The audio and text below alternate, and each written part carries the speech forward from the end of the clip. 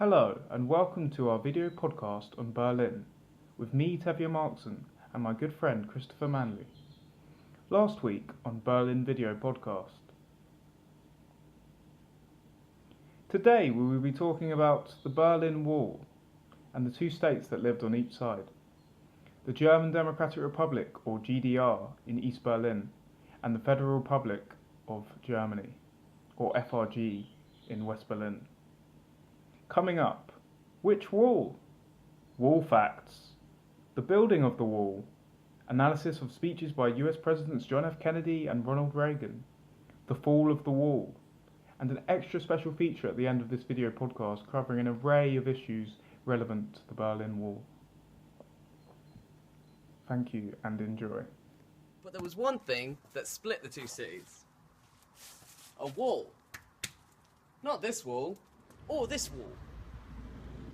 But it was this wall. If these walls could talk, I can feel your rain when it cries.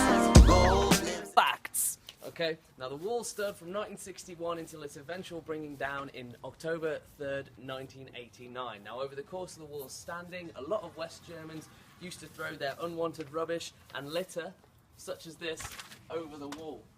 Now the wall ran for 106 kilometres. Many people attempted to flee from East Germany to West Germany, and over the course of the wall standing it is estimated that 136 people died in their attempts to escape it. Now when the wall fell in 1989, many people tried to chip away little segments and little souvenirs from the wall, and these people were known as wall woodpeckers. Bam! Wall facts. In 1953, mass rioting broke out within East Germany, overthrowing the East German government. This highlighted the growing disenchantment citizens felt towards the system, despite brief economic growth. Soviet forces quickly fought back and restored the East German government, with over 1,000 East Germans dying in the process. In 1961, mass immigration was still occurring from East Berlin to West Berlin. Khrushchev approved secret plans to place miles of barbed wire around the border in an attempt to prevent immigration in August of that year. Over 4,000 people left East Berlin for West Berlin on the 12th of August 1961, sensing changes in the political climate. The Soviets sent troops to back the closure of the border, and on August 13th, 1961, the white line which marked the border between the cities was replaced with a line of soldiers. Phone lines are cut, streets are blocked, and public transport grinds to a halt. 10,000 East German troops were utilised to protect workmen, while 25 miles of barbed wire and concrete were fashioned into a makeshift border barrier. West Berliners attempted to resist the wall, but were met with water cannons used by the Soviet military. By the end of August 13th, 1961, Barbed Wire Sunday, the outline of the wall is in place.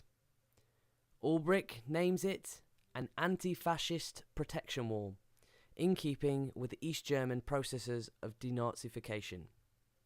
West Berlin was now considered to be an island of freedom, surrounded by a totalitarian sea.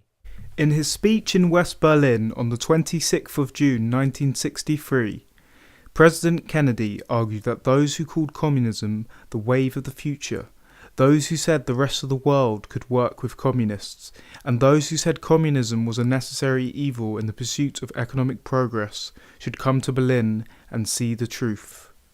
He expressed his pride in the determination of West Berliners who had lived through 18 years of separation and besiege while keeping their belief.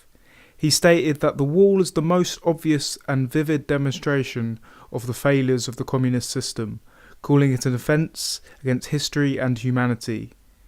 He demanded freedom for Germans to unite and freely move, and concluded with the famous words, "Ich bin ein Berliner," I am a Berliner. This can be seen as propaganda in the Cold War conflict. President Kennedy clearly suggests that the communist side of the Cold War are the bad guys, and that the other side, the US and the West, only wants freedom for the people of Berlin. On the 12th of July 1987, Ronald Reagan suggested the Soviets may be coming around to the importance of freedom, releasing some political prisoners and decentralizing some state control over economic enterprises. He encouraged the Soviets, and in particular Gorbachev, to open this gate, to tear down this wall. The rest of his speech serves as propaganda that the Soviet Union, and not the US, were unwilling to achieve peace, and that the Western alliance had held strong, and thus persuaded the Soviets to return to the negotiating table.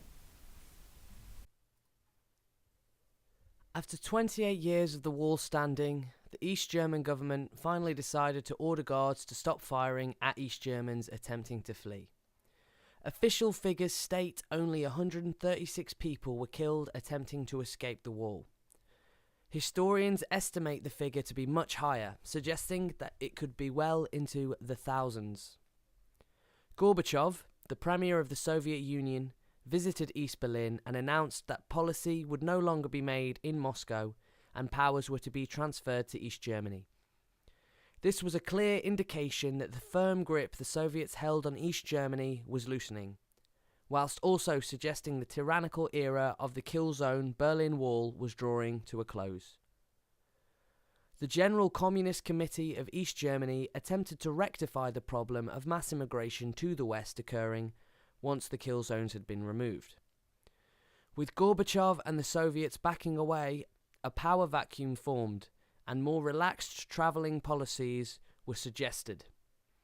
East Germans would be able to emigrate permanently without stating a reason if they had the correct passport and visa.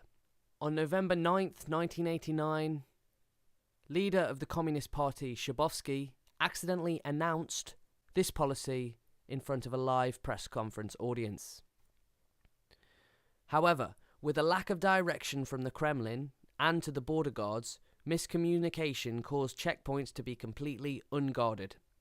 The borders burst and the wall had fallen.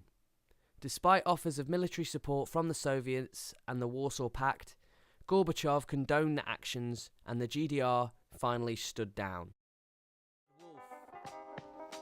I see a lot of people talking about Berlin Wall, but they don't know what we know. 25 years on, let's kick it. Yo, here's a song about history, about this place called Germany. From east to west, it's been a long journey, from tyranny to democracy. Hitler lost the war, he was a bitch, but it left Berlin in an awkward sitch. So the ruling powers decided to split up their city and they took from it the resources, the forces, the people and the horses. They took a lot of cars, and I don't mean courses. It left us with West Germany, a decentralized democracy. To rebuild the city, the US took their chance and included Berlin in a Marshall Plan, backed by the UK and their mates France.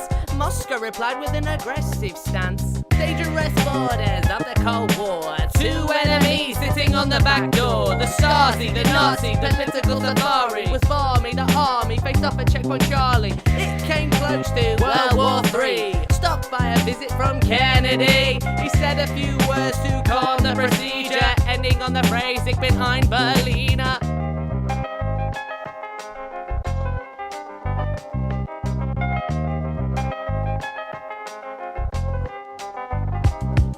Before the wall rose, there was mass emigration. 3.5 million left for a meta situation. Poverty, lack of goods, the Stasi led to brain drain. Not forgetting Soviet forced war reparation. My name is Walter Ulbricht, niemand hat die Absicht. Einmal also Eric then, 6 weeks later build it then. August 13th, 1961, the construction of the GDR's wall has begun. The wall of shame, Willy Brandt's name, it came to symbolize the art in Kurtan.